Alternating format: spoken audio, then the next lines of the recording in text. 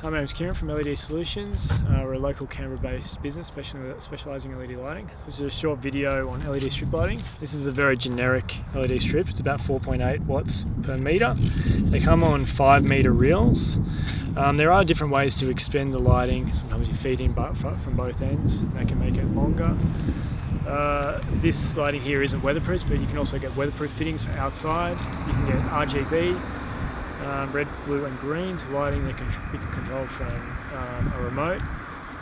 Generally we use it for feature lighting sometimes in restaurant fit outs, spas, around kicks, in people's homes, under vanities.